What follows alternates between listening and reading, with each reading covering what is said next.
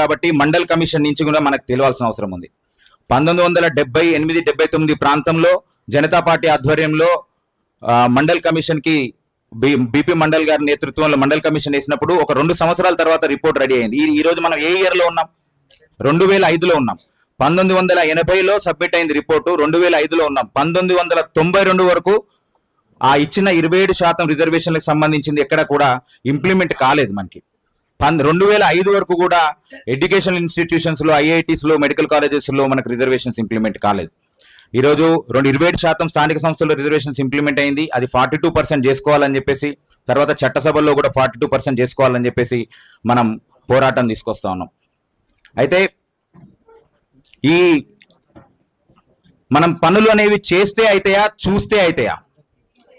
చేస్తేనే అవుతాయి ఖచ్చితంగా. కానీ ఎప్పటిదాకా చేయాలి అంటే చూస్తే పనులు అయ్యేంత వరకు. అంటే ఇప్పుడు కృష్ణన్ ఉన్నారు, 40 సంవత్సరాల నుంచి చేస్తూనే ఉన్నారు.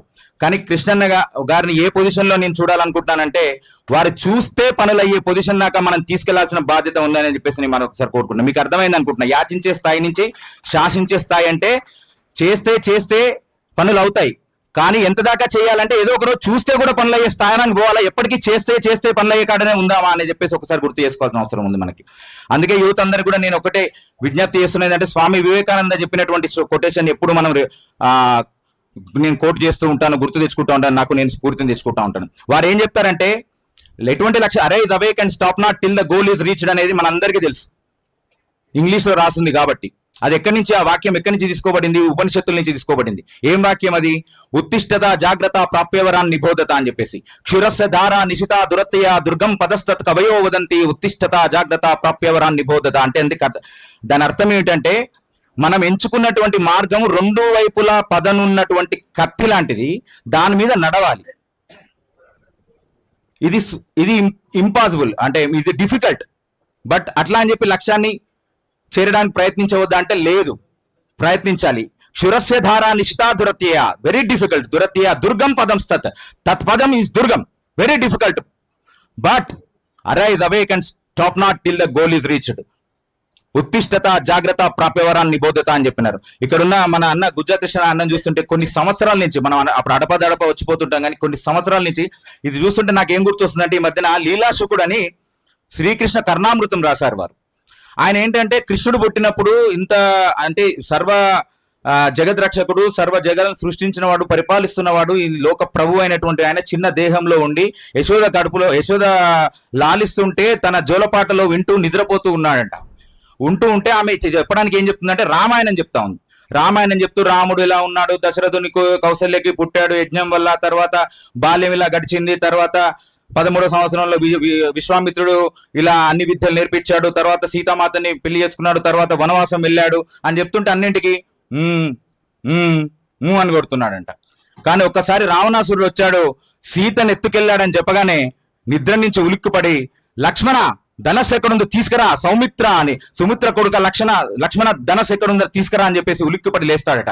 అంటే గత జన్మలో జరిగిన దాన్ని కూడా ఆయన సీతా వియోగాన్ని ఆ స్థాయిలో దాన్ని గుర్తుంచుకున్నాడు. కలలో ఉండి ఈ జన్మలో ఉంటే కూడా వెంటనే కార్యాచరణకు ఉద్యుక్తం అయినట్టుగా మన గుజ్జకృష్ణన్ కనుక ఒకవేళ నిద్రలో లేపి కూడా, అన్న ఏంటంటే చట్టసభల్లో బీసీలకు రిజర్వేషన్ కావాలి, మాకు మా జనాభా ఎంత ఉందో అంత రిజర్వేషన్ కావాలని చెప్పే స్థాయిలో వాళ్ళు పనిచేస్తా ఉన్నారు. వాళ్ళందరికీ కూడా మన అన్న నందగోపాల్ అన్న కానీ, అన్న అయితే నిరంజన్ అన్న కూడా అయితే అసలు మొత్తం ఇక్కడే జీవితాలను ఇచ్చేశారు వాళ్ళు. అంటే మనకు RSS లో సంఘ ప్రచారకులు ఇచ్చినట్టు ఈ బీసీ సంఘంలో ఇది ఇచ్చారు. దీనికి అందరికి కారణం అన్న రాలేదు ఇంకా కృష్ణన్నని నేను ఆ స్థాయిలో చూడాలనుకున్నా. సౌత్ ఇండియా వరకు వచ్చిపోయింది ఉపరాష్ట్రపతి పదవి, రాష్ట్రపతి పదవి టచ్ కావాలని చెప్పేసి కృష్ణన్ ఆ స్థాయిలో నేను చూడాలని చెప్పి మనస్ఫూర్తిగా ఈ రోజు కోరుకుంటా ఉన్నాను. నాకు ఈ అవకాశం ఇచ్చిన పెద్దలకి సమయాభావం కారణంగా మళ్ళీ అన్న గురించి కూడా చెప్పాలి. అసలు ఎంత నిస్వార్థ పరంగా సేవలు చేస్తూ ఉన్నారంటే వీళ్ళందరూ మాకు స్ఫూర్తి. అంటే ఎందుకు చెప్పాలంటే నేను వాళ్ళని పొగడాలని కాదు, నేను పొగిడితే కూడా వాళ్ళని చిన్నం చేసినట్టయితే నా స్థాయి కూడా అంత కాదు. కానీ వాళ్ళ నుంచి నేను స్ఫూర్తిని, మనం అందరం కూడా స్ఫూర్తిని పొంది భవిష్యత్తు తరాలు వీటిని టేకప్ చేసి అందరికీ అంత్యోదయ లక్ష్యాలు మన అన్ని కూడా, అంటే మనం ఏది ప్రవేశపెట్టినా ప్రభుత్వ పథకాలు, అదేదో ప్రకాష్ రాజ్ సినిమాలో చూపిస్తాడు కదా, ఐస్ గడ్డ కనుక పట్టుకొని చేతులు మారేసరికి ఎవరికైతే చేరాలో వాళ్ళకి వచ్చేసరికి నీరుగా మారినట్టు అలా మారకుండా ఎండ్ వరకు రిజల్ట్ అంత్యోదయం లాస్ట్ చివరి పర్సన్ కూడా ప్రయోజనం చేకూర్చడానికి మనం అందరం ఏ నాయకులు ఏ స్థాయిలో పనిచేసినా కూడా. కాబట్టి వీళ్ళందరూ చేసిన త్యాగాలను మరొకసారి గుర్తు చేసుకుంటూ వేదికపై ఉన్న పెద్దలందరూ కూడా నాకు ఈ అవకాశం ఇచ్చినందుకు మరొకసారి ధన్యవాదాలు తెలియజేసుకుంటూ ముగిస్తా ఉన్నాను. ధన్యవాదాలు. విచ్చేసిన ప్రతి ఒక్కరికి నమస్కారం. ఇవాళ ఇక్కడ యుద్ధ బేరీకి అందరూ సంసిద్ధం అనుకుంటూ మన పిడికిలి బిగించి ముందుకు వచ్చిన ప్రతి ఒక్కరికి పేరు పేరు నమస్కారం. పెద్దలు, వేదికను అలంకరించిన పెద్దలకి, పూజ్యులకి అందరికీ మేము ఎప్పటికీ రుణపడి ఉంటాము అని కోరుకుంటున్నాను. ఇవాళ ఇక్కడికి మేము అనుకున్నది ఏంటంటే ఖచ్చితంగా ఇమ్మీడియట్గా తక్షణమే ప్రభుత్వం 42% రిజర్వేషన్ మాకు కల్పించాలి. దాన్ని చట్టబద్ధంగా 9 స్కెడ్యూల్లో అమలు చేస్తే కానీ మాకు ఈ విజయం సాధించం. తప్పకుండా మాకు ఈ 42% 9 స్కెడ్యూల్లో వెంటనే అమలు చేయాలని కోరుకుంటున్నాను. మహిళలకి కూడా సబ్కోటా నిర్వహించండి. మంత్రివర్గంలో కూడా మా బీసీలకు ప్రత్యేక రిజర్వేషన్ ఇవ్వాలని కోరుకుంటున్నాను. బీసీ అంటే బ్యాక్వర్డ్ క్లాస్ కాదు, బీసీ అంటే బలవంతమైన క్లాస్, బీసీ అంటే బ్యాక్ బోన్ ఆఫ్ తెలంగాణ అని ప్రూవ్ చేసే విధంగా మనం ముందుకు నడవాలని కోరుకుంటూ జై బీసీ, జై తెలంగాణ. ఎక్స్ గవర్నర్ బండారు దత్తాత్రేయ గారికి మరియు ఈ నిర్వహిస్తున్న మన నందగోపాల్ గారికి మరియు గుజ్జకృష్ణ గారికి, నీలం వెంకటేశం గారికి మరియు వేదికపై కూర్చున్న ప్రతి ఒక్కరు అందరికీ, అది వేదిక ముందు కూర్చున్న పెద్దలకు, మా యొక్క విద్యార్థి సోదరులకు అందరికీ నమాజ్ సుమంజలి తెలియజేస్తున్నాను. మనం ఈరోజు యుద్ధ బేరీ పెట్టడానికి కారణం ఏంటంటే, ఈరోజు మన రాష్ట్ర ప్రభుత్వం ఏదైతే కామారెడ్డి డిక్లరేషన్ ఇచ్చిందో ఆ డిక్లరేషన్ ఎంబడే ఇంప్లిమెంట్ చేయాలని చెప్పేసి 6 నిమిషాలు తెలంగాణ రాష్ట్రంలో ఉన్న అన్ని బీసీ సంఘాలు ఉద్యమంలో పాల్గొంటున్నాయి. అదేవిధంగా జాతీయ బీసీ సంఘం అధ్యక్షులు మరియు ఎంపీ ఆర్ కృష్ణయ్య గారి ఆధ్వర్యంలో ప్రతిరోజు బీసీల కోసం హార్నిషల్ పోరాటం చేస్తున్న పెద్దన్న ఆర్ కృష్ణ గారికి, ఇవాళ ఆర్ కృష్ణ చేపట్టి ఇవాళ బీసీలకు అనేది ఈరోజు కొన్ని హక్కులు మనం సాధించుకున్నాం. ఇవాళ రాష్ట్ర ప్రభుత్వం తరఫున కానీ ఇవాళ కేంద్ర ప్రభుత్వంలో కూడా ఇవాళ మనం కేంద్రంలో పార్లమెంట్ కమిటీ ఏర్పాటు చేయడానికి కూడా మన ఆర్ కృష్ణనే అవసరం, ఆర్ కృష్ణ వల్లనే అయిందని చెప్పేసి మీ అందరూ తెలియజేస్తున్నాను. అదేవిధంగా IITA త్రిబుల్లో రిజర్వేషన్ సాధించామంటే ఆర్ కృష్ణ గారి పోవటం వల్లే మనం ఇవాళ సాధించినామని తెలియజేస్తున్నాను. కాబట్టి మనము ఈరోజు మొన్న ఆర్ కృష్ణ సత్యాగ్రహ దీక్ష చేయంగానే ఇవాళ రాష్ట్ర ప్రభుత్వం వన్కి ఇప్పుడే అసెంబ్లీలో మన బీసీ బిల్లు 42% బిల్ పాస్ చేసిందని చెప్పి తెలిసింది. మనము ఇది రెండోసారి పాస్ చేసారు. దీనికి కేంద్రంది అవసరం లేదు. మనం ఏ విధంగా అయితే మీరు ఈబీసీలకు 5% ఉన్న వాళ్ళకి 10% ఏ విధంగా చేశారో అప్పుడే 50% రిజర్వేషన్ అనేది దాటిపోయింది. అదేవిధంగా ఆనాడు సుప్రీంకోర్టు ఇచ్చిన తీర్పు మేరకు జనాభా తమాషా ప్రకారం రిజర్వేషన్ ఏర్పాటు చేసుకోవచ్చు అని చెప్పి కూడా తెలియపరిచింది. కాబట్టి ఈరోజు రాజకీయం ఆడకుండా మీరు బీసీలకు ఏ విధంగా అయితే ఈబీసీలకు 5% ఉన్న వాళ్ళకి 10% ఇచ్చారో మేము ఇవాళ మీ లెక్కల ప్రకారమే 56% ఉన్న బీసీలకు మాకు 42% మీరు డిక్లరేషన్ ఇచ్చిన ప్రకారం ఇవ్వవలసిందే. ఇలా రాజకీయంగా కాదు, ఉద్యోగపరం కూడా రిజర్వేషన్ ఇవ్వాలి. అదేవిధంగా విద్యలో కూడా రిజర్వేషన్ ఇవ్వాలి. ఇవన్నీ ఇంప్లిమెంట్ ఇచ్చినప్పుడే మీరు కామారెడ్డి హామీని నిలుపుకున్నట్టు అని చెప్పి తెలియజేస్తున్నాను. ఎందుకంటే మీరు రాజకీయం కోసం, మీ స్వార్థం కోసం హామీలు ఇచ్చుడు కాదు. ఇవాళ బీసీలు ఇలా తెలంగాణ రాష్ట్రం సాధించామంటే బీసీ ఎస్సీ ఎస్టీ వలన ఎన్నో ఉద్యమాలు చేసి, పాటల రూపాన ఉద్యమాలు చేసి, మనం ఎన్నో పెండవుల రూపాన ఉద్యోగులు కూడా ఎంతో మంది పాల్గొని ఇవాళ తెలంగాణ రాష్ట్రం సాధించుకున్నాం. ఇప్పుడు మన బీసీల హక్కులు, మన బీసీల యొక్క సమస్యలు మనం సాధించుకోవాలంటే మనము ఆర్ కృష్ణయ్య గారు వెంబడి ఉండి మనం ఏ విధంగా తెలంగాణ ఉద్యమంలో పాల్గొన్నామో అదే విధంగా మనం మన బీసీ ఉద్యమంలో పాల్గొని మనం యొక్క హక్కులను సాధించుకోవాలి. ఇలా రాష్ట్రంలోనే కాదు, కేంద్రంలో కూడా మనం సాధించుకోవాలి. ఇవాళ నేను బీడీఎల్ ఉద్యోగిని, సెంట్రల్ గవర్నమెంట్ ఎంప్లాయీని. ఇవాళ కేంద్రంలో కూడా మనకు మండల్ కమిషన్ రిపోర్ట్ సబ్మిట్ చేసిన తర్వాత మనకు 27% రిజర్వేషన్ ఇచ్చిన తర్వాత కూడా ఇప్పటి వరకు రిక్రూట్మెంట్ లేవు. ఎన్నో ఖాళీ ఉన్నాయి. మొన్న నుంచి మనకు రిక్రూట్మెంట్ కూడా మొదలైనాయి. ఇవాళ బీడీఏలో కానీ, హెచ్ఏలో కానీ, ఈసీఏలో కానీ ఇవాళ అన్ని ప్రభుత్వ రంగ సంస్థలు, తెలంగాణ ప్రభుత్వ సంస్థలు కూడా రిక్రూట్మెంట్లు అయినాయి. ఐటీఐ వాళ్ళు కానీ, డిప్లొమా వాళ్ళు కానీ, వీళ్ళందరికీ మనకు ఈ సంస్థలో అవకాశం ఉంది.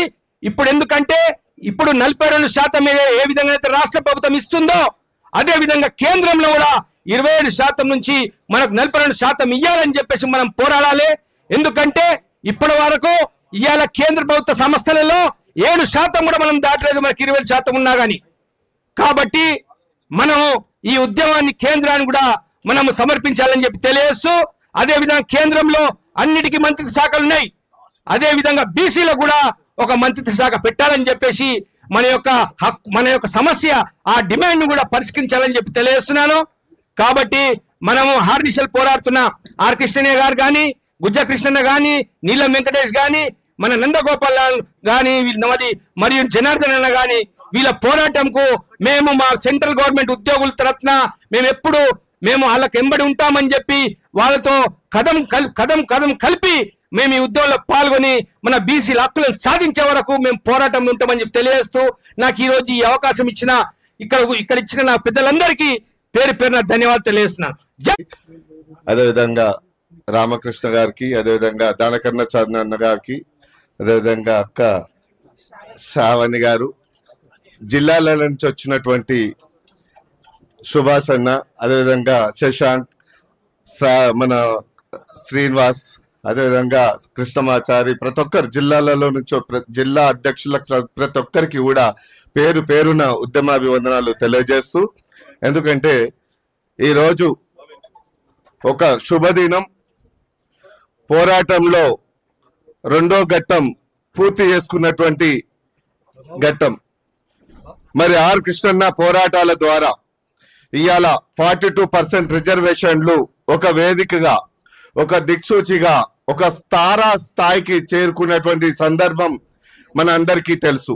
ప్రతి పార్టీలు కూడా ఇవాళ బీసీ జపం పలుకుతున్నాయంటే, బీసీ జపం చేస్తున్నాయంటే దానికి కర్త కర్మ క్రియ టైగర్ ఆర్ కృష్ణన్న గారి ఉద్యమాల పోరాట ఫలితమే అని చెప్పి బల్ల గుద్ది కూడా చెప్పుకోవాల్సిన పరిస్థితి ప్రతి ఒక్కరి గుండెల్లో కూడా ఉంది. ఇక రెండో విషయానికి వస్తే, రిజర్వేషన్ల విషయంలో ఈ రోజు కాదు, ఆ రోజే 1984లో 82, 83, 84లోనే ఎన్టీ రామారావు గారితో కొట్లాడి మరి వార్డు మెంబర్లు, సర్పంచులు, ఎంపీటీసీల మరి 20% పెంచిచ్చినటువంటి నాయకుడు. అదేవిధంగా కోట్ల విజయభాస్కర్ రెడ్డితో కొట్లాడి 34% తీసుకొచ్చినటువంటి నాయకుడు టైగర్ ఆర్ కృష్ణన్న. ఆ రోజు ఏవి పదవులు లేవు, ఉద్యమాలతోనే సాధ్యమైంది. పోరాడితే పోయేదేమీ లేదు, బానిస సంఖ్యలు తప్ప. నా జాతి కోసం నా ప్రాణమైన తెగించా అని చెప్పి మరి తన జీవితాన్ని చీకట్లో వెళ్తురునిస్తూ మరి తన జీవితాన్ని ఇక్కడ కొవ్వుబత్తిలాగా కరిగించుకున్నటువంటి నాయకుడు టైగర్ ఆర్ కృష్ణన్న జీవితం. ఇవాళ ప్రతి పేద విద్యార్థి చదువుతున్నారంటే దానికి కారణం ఆర్ కృష్ణన్న పోరాటాలతోని. ఇలా ఫీజు రియంబర్స్మెంట్ పెట్టించినటువంటి దాత. ఇలా ఫీజు రియంబర్స్మెంట్ ఏ దేశంలో ఏ రాష్ట్రంలో కూడా లేదు. కానీ తెలుగు రాష్ట్రంలో ఇలా ఆంధ్రప్రదేశ్, తెలంగాణలో ప్రతి బీసీ బిడ్డ, బడుగు బలైన వర్గాల జాతి బిడ్డలు, ఇలా అగ్ర కులాలలో పుట్టినటువంటి ప్రతి పేద బిడ్డ కూడా ఇలా ఇంజనీరింగ్లు, ఎంబీబీఎస్, డాక్టర్లు, ఐఏఎస్లు అవుతున్నారంటే దానికి కారణం ఒక ఆర్ కృష్ణన్న పోరాటాలకి సాధ్యమైంది అని చెప్పి మీ అందరికీ నేను గుర్తు చేస్తున్నా. మరి కృష్ణన్న ఒక ఎంపీనా, ఆ రోజు ఒక ఎమ్మెల్యేనా, ఒక సాధారణ ఉద్యమకారుడు. ఉద్యమాలతోనే సాధ్యమవుతుంది జాతికి అని చెప్పి ఒక జ్యోతిబా పులే లాగా, ఒక డాక్టర్ అంబేద్కర్ లాగా తెగించి పోరాడినటువంటి నాయకుడు మన నాయకుడు ఆర్ కృష్ణన్న పోరాటాలకి సాధ్యమైందని మీ అందరికీ నేను గుర్తు చేస్తున్నా. ఇలా ఎందుకంటే 42% ఇలా విజయం సాధించామంటే, ఆనాడు రిజర్వేషన్లు 34% రిజర్వేషన్లు సాధించిండు. తర్వాత ఫీజు రియంబర్స్మెంట్ పెట్టించి, బీసీ ఎస్సీ హాస్టళ్లను పెట్టించి, ఇలా ఫీజు రియంబర్స్మెంట్ తో పాటు ఇలా పార్లమెంట్ లో ఇలా ఉద్యోగులకు ప్రమోషన్లో రిజర్వేషన్లు అసెంబ్లీలో బిల్లు పాస్ చేసి కేంద్రానికి పంపించినటువంటి నాయకుడు. రెండో ఘట్టం అయితే, మూడో ఘట్టం ఇలా లోకల్ బాడీ రిజర్వేషన్లను విజయం సాధించి ఇలా నిజంగా కూడా తెలంగాణ రాష్ట్ర ముఖ్యమంత్రి గౌరవనీయులు మన రేవంత్ రెడ్డి గారికి ధన్యవాదాలు తెలియజేస్తున్నా. ఈ సభా వేదిక నుంచి 42% మంత్రుల సమావేశంలో బిల్లు ఆమోదం చేసి గవర్నర్ పంపించి జీవో తీసి ఇలా పార్లమెంట్ పోతా, ఇలా లోకల్ బాడీ రిజర్వేషన్లకు పోతా అని చెప్పి ఇలా మంత్రులతో ఒక కమిటీ ఏర్పాటు చేసి చెప్పడం నిజంగా కూడా బీసీలో 3వ ఘట్టం ఆర్కిషన్ ఉద్యమంలో మనం సాధించామనే ఇది పెద్ద చరిత్రాత్మకమైనటువంటి విషయం అని చెప్పి మీ అందరికీ నేను గుర్తు చేస్తున్నా. ఎవరు కూడా బిచ్చం అడిగితే బిగ్గరలుగా అడిగితే కాదు, పోరాడి సాధించాలి, ఉద్యమాలు చేసి సాధించాలి, దేనికైనా తెగించి దానికోసం ఎదురీతేనే మనం విజయవంతమైన కృష్ణని చూసి ఇలా నేను నేర్చుకున్నటువంటి గుణపాఠం. ప్రతి ఒక్కరి విద్యార్థులు కూడా, ప్రతి ఒక్క జిల్లా అధ్యక్షులు, ప్రతి ఒక్కరు కూడా ఇలా నాకు వార్డు మెంబర్లు, సర్పంచులు, ఎంపీటీసీలు, జడ్పీసీలు అడగడం కాదు, కొట్టాడి గుంజుకుందాం, పోరాడి తగ్గించి ఓట్లు వేసుకొని మనమంతలో మనమే గెలుచుకుందాం. ఓటు హమారా సీటు హమారా, ఓటు హమారా సీటు తుమారా, నైచ్చలేగా నైచ్చలేగా అనే నినాదంతో పోరాడదాం. ఈ అవకాశం ఇచ్చినటువంటి పెద్దలకు నా ఉద్యమాభివందనలు తెలియజేస్తూ ముగిస్తున్నా. Thank you. బీసీల యొక్క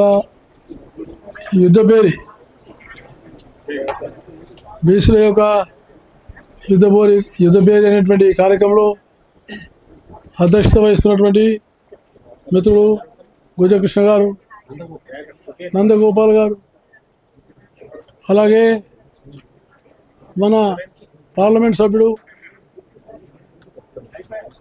ప్రముఖ బీసీ నాయకుడు, మంచి ఉద్యమకారుడు, అనేక రోజుల నుంచి బీసీల కోసం త్యాగం చేసి పనిచేస్తున్నటువంటి నాయకుడు ఆర్ కృష్ణయ్య గారు, అలాగే పెద్దలు సిపిఐ నాయకులు, సీనియర్ నాయకులు, వారు కూడా మంచి ఉద్యమకారుడు. ఎక్కడ అన్యాయం జరిగినా నిలబడతారంటే ఎవరంటే నారాయణ గారని నేను మీకు సభాముఖంగా తెలియజేస్తాను. అలాగే మరొక ప్రముఖ బీసీ నాయకుడు, మాజీ స్పీకరు, మంచి మేధావి, చాలా లోతైనటువంటి పరిజ్ఞానం ఉన్న నాయకుడు, మంచి పరిపక్వత ఉన్న నాయకుడు శ్రీ మసూనాచార్య, అలాగే నారాయణ గౌడ్ గారు, డాక్టర్ పురుషోత్తం గారు, వేముల రామయ్య గారు, రామకృష్ణ గారు, నీలి వెంకటేశం గారు, మరియు సుధాకర్ గారు, మిగతా వేదిక మీద అలంకరించినటువంటి బీసీ నాయకులారా, సోదర సోదరిమణులారా, ముందుగా నేను ఇన్ని రోజుల వరకు గవర్నర్గా పనిచేశాను. చాలామంది ఇవాళ నన్ను అడిగారు, ఇవాళ బీసీ గర్జన కార్యక్రమం ఉంది, మీరు పోతున్నారా అని. అంటే ఎందుకు అనుమానం వచ్చింది అన్నాడు. అది రాజకీయం కదా అన్నాడు. రాజకీయం అంటే నేను అడిగాను అతన్ని, రాజకీయం లేనిది ఎక్కడ ఉంది అని చెప్పేసి నేను అడిగాను. కాబట్టి నేను తప్పకుండా బీసీలకి అయితే న్యాయం జరగాల్సిందో ఆ న్యాయం కోసం పోరాడుతున్నటువంటి ఒక నాయకుడు కృష్ణయ్య గారు, వాళ్ళందరూ కూడా ఉన్నారు. కాబట్టి నేను తప్పకుండా వస్తానని చెప్పేసి వారికి చెప్పడం జరిగింది. ప్రధానమైనటువంటి డిమాండ్లతోటి మీరు ముందుకు వచ్చినారు. నేను ఎక్కువగా పెద్ద ఉపన్యాసం ఇవ్వను. ఒక విషయం ఏంటంటే, ఈరోజు బీసీ యొక్క జనాభా ఎంత అనేది ప్రశ్నార్థకంగా ఉంది. అంటే చట్ట ప్రకారంగా ఎంతమంది తెలియాలి. ఆ లెక్కల్లో మిగతా లెక్కలు ఉన్నాయి, అనేకమైనటువంటి ఆధారాలతో లెక్కలు ఉన్నాయి. దేశంలో ఇప్పటివరకు వచ్చినటువంటి సమాచారం ప్రకారంగా దాదాపు బీసీలు 56% ఉన్నారని సమాచారం ఇచ్చారు. 56% ఉన్నారని. కాబట్టి ఈ 56% కూడా ఎప్పుడు తెలుస్తుంది? రేపు అక్టోబర్లో దేశం మొత్తంలో మొదటిసారి మళ్ళీ సెన్సస్ జరగబోతున్నాయి. ఈ సెన్సస్ జరగడం ముఖ్యం కాదు, కానీ స్వతంత్రం వచ్చిన తర్వాత మొట్టమొదటిసారి ఈ దేశంలో, భారతదేశంలో కులగణన చేపట్టి కులాల యొక్క ఉన్నటువంటి ఒక అంత సంఖ్యను రేపు ఈ యొక్క సెన్సస్ ఆధారం తర్వాత ఆ యొక్క కులగణన చాలా అతి ప్రధానమైనదని మీకు మనం చేస్తున్నాం. ఆ నిర్ణయాన్ని ప్రధానమంత్రి నరేంద్ర మోడీ గారు చేయడము మనందరికీ చాలా సంతోషకరమైన విషయం అని మనం చేస్తాం. మనం రాజ్యాలు ఎంత పెట్టినా లాభం లేదు, ఏ రాష్ట్రంలో ఎంత చెప్పినా మనది ఏం లాభం లేదు. ఎందుకంటే పార్లమెంటు చట్టం చేయాలి, పార్లమెంటే చాలా ప్రధానమైనది. అందుకోసమనే ఆ పార్లమెంట్లో దీన్ని నిర్ణయం చేసి కులగణన చేపడుతున్నారు. అప్పుడు నాకు అనుమానం ఏం లేదు, తప్పకుండా మన జనాభా తేలుతుంది. అందువల్ల ఇప్పుడు మనం అడుగుతున్నది ఏంటిది, చట్టసభల్లో కానీ లేక స్థానిక ఎన్నికల్లో కానీ మనకు రిజర్వేషన్లు కావాలంటే మనం అడుగుతున్నాం. ఆ రిజర్వేషన్లు కూడా మనం పోరాటం ద్వారానే సాధించగలుగుతాం. ఏదైనా పోరాటం చేసే తప్ప ఫలితం రాదు అన్న విషయాన్ని డాక్టర్ అంబేద్కర్ ద్వారా మనం గ్రహించాలని నేను మీకు సభాముఖంగానే మనం చేస్తున్నాను. డాక్టర్ అంబేద్కర్ చాలా పోరాటాలు చేసినాడు, మహాత్మా పులే కూడా చాలా పోరాటాలు చేసినాడు. వాళ్ళు చేసినటువంటి ఒక పోరాటం వల్ల ఈరోజు దేశంలో ఎస్సీలందరూ ఎమ్మెల్యేలు అయినారు, వాళ్ళు అధికారులు అయినారంటే డాక్టర్ బాబాసాహెబ్ అంబేద్కర్ పుణ్యమని నేను మీకు సభాముఖంగా మనం చేస్తున్నాను. అందుకనే మనం కూడా ఈ పోరాటాన్ని బాగా ఉధృతం చేయాల్సిన అవసరం ఉంది. రాజ్యాధికారం రావాలి. మిగతా విషయాలు చాలా విషయాలు ఉన్నాయి. ఇప్పుడు మీరు మా కృష్ణయ్య గారు చాలా రోజుల నుంచి చదువుతున్నారు, నేను కూడా అడిగిన పార్లమెంట్లో దేశంలోనే బీసీ ప్రత్యేకమైనటువంటి మంత్రిత్వ శాఖ ఏర్పాటు చేయాలని తప్పకుండా నేను కోరుతున్నా అని మీకు ఈ సభాముఖంగానే మనం చేస్తాను. ఎందుకంటే 50% పైన జనాభా ఉంటాయి, వాళ్ళ యొక్క సంక్షేమ కార్యక్రమాలు కానీ వాళ్ళ యొక్క అనేకమైనటువంటి ఒక నిధులు ఇచ్చే కార్యక్రమం కానీ వాటన్నింటినీ కూడా తప్పకుండా వీటిని ప్రత్యేక మంత్రిత్వ శాఖ ఉంటే తప్ప, ప్రత్యేకమైన బడ్జెట్ ఉంటే తప్ప ఈ వాస్తవమైన విషయాలు బయటికి రావని నేను మీకు సభాముఖంగా మనం చేస్తున్నాను. ఎందుకంటే నేను నేషనల్ పార్లమెంటరీ ఓబీసీ కమిటీ చైర్మన్గా పనిచేసినాను. 2014లో ప్రధానమంత్రి నరేంద్ర మోడీ గారు పిలిచి దత్తాత్రేయజీ ఆప్కు బడా కామ్ దేనే వాలా ఉన్నాను, మీరు తప్పకుండా తీసుకుంటాను ఏ పని ఇచ్చినా. వారు చెప్పారు ఈ ఓబీసీ పార్లమెంట్ ఉంది, ఈ పార్లమెంట్ కమిటీకి మీరు చైర్మన్ కమిషన్ చైర్మన్ కావాలన్నారు. నేను చెప్పాను తప్పకుండా చేస్తానని. చేసిన తర్వాత నా ఆలోచన వచ్చింది, మన తెలుగు బిడ్డనే జస్టిస్ ఈశ్వరయ్య గారు ఉండే, జస్టిస్ ఈశ్వరయ్య గారు ఆయన కమిషన్ చైర్మన్ ఉండే. నేను ఆయన పిలుచుకొని మాట్లాడి ఈశ్వరయ్య గారు ఎట్లా మనం ఏం చేద్దామంటే ఆయన అన్నాడు, సార్ ఈ రిజర్వేషన్ విషయం ఎంత మాట్లాడినా మేము అన్ని కేంద్ర ప్రభుత్వం యొక్క ఉన్నటువంటి మన మిత్రుడు మాట్లాడండి, ఇప్పుడు రామకృష్ణ ఎవరు మాట్లాడి సెంట్రల్ గవర్నమెంట్ తరఫున మాట్లాడండి కదా, మన పాసోడు చాలి అంటే సెంట్రల్ గవర్నమెంట్ ఇష్యూస్ అన్నిటికి పోయినాం. ఎక్కడ కూడా ఈ యొక్క 27% రిజర్వేషన్ అమలు కావడం లేదు.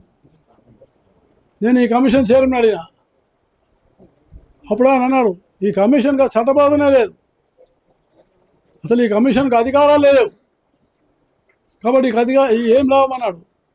అప్పుడు నేను అనుకున్నాను, నేను చైర్మన్గా మొట్టమొదటిసారి ప్రధానమంత్రి నరేంద్ర మోడీ గారిని కలిసి దీనికి చట్టబద్ధ అధికారం ఇస్తే తప్ప బీసీ కమిషన్కు ఏది కూడా న్యాయం చేయాలని చెప్పి నేను తెలియజేసిన వెంటనే అప్పుడు ప్రధానమంత్రి గారు అన్నారు మైనై గారితో కోన్ కరేగా, నేను లేకుంటే ఇంకెవరు చేస్తాను చేసి నేను కమిషన్ రిపోర్ట్ ఇచ్చిన తర్వాత ఒక వారం రోజుల లోపలనే కమిషన్కు ఎస్సీ ఎస్టీ కమిషన్కి వచ్చినటువంటి ఒక చట్టాన్ని ఏ అధికారులు ఉన్నాయో ఆ అధికారులను బీసీ కమిషన్కి ఇవ్వడం జరిగిందని నేను మీకు సభాముఖంగా మనం చేస్తున్నాను.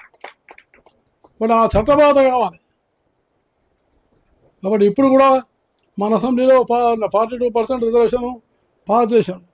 చట్టబద్ధత కావాలి, కేంద్రంలో చట్టబద్ధత కావాలి. కేంద్రంలో చట్టబద్ధత కావాలంటే అక్కడ రాజకీయమైనటువంటి ఒక ఉద్యమం రావాలి, రాజకీయమైన ఉద్యమం రావాలి.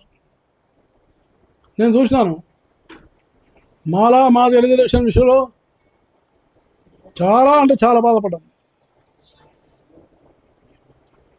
ఎంత ఇబ్బంది పడ్డామంటే చెప్పడానికి వీలేదు. అంటే మన ఎస్సీలలోనే కొన్ని పార్టీల వాళ్ళు ఒప్పుకోలేదు,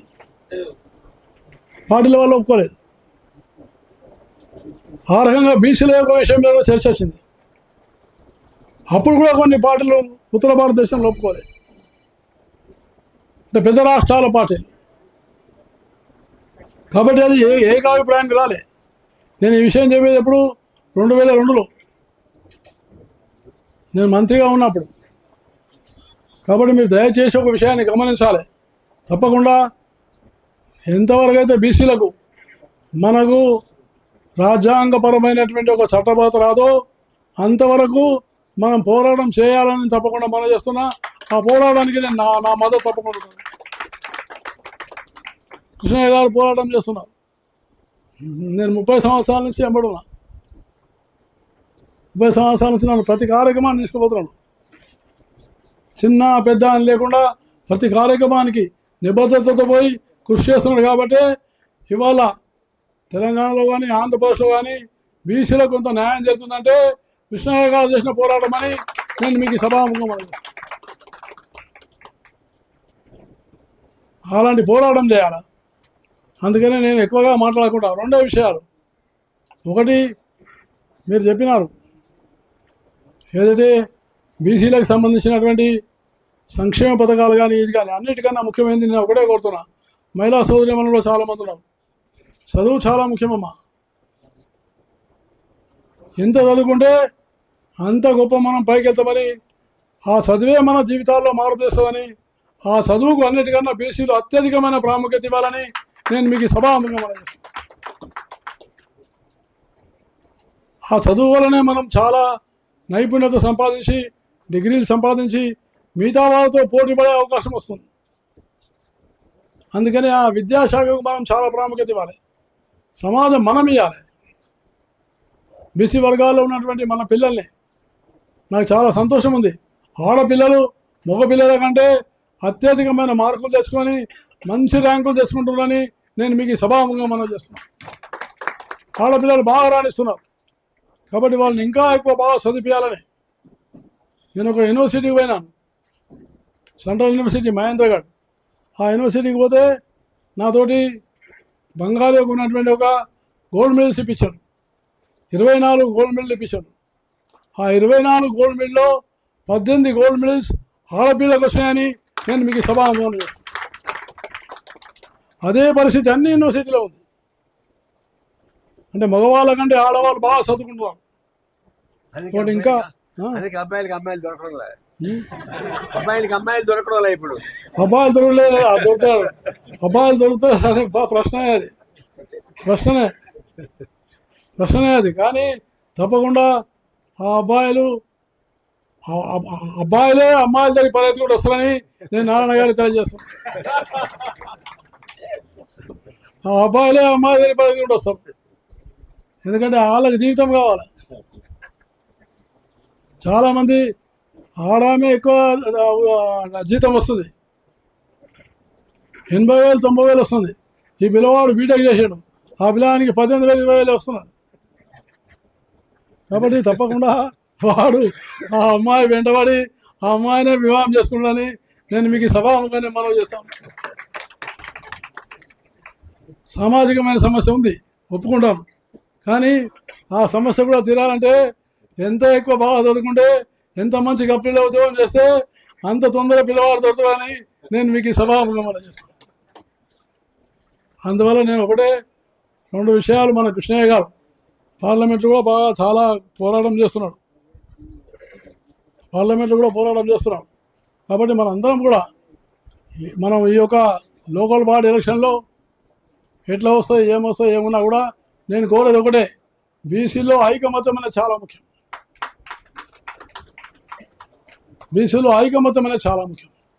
ఎంత ఐకమత్యం ఉంటే అంత మనకు ఫలితాలు వస్తాయి.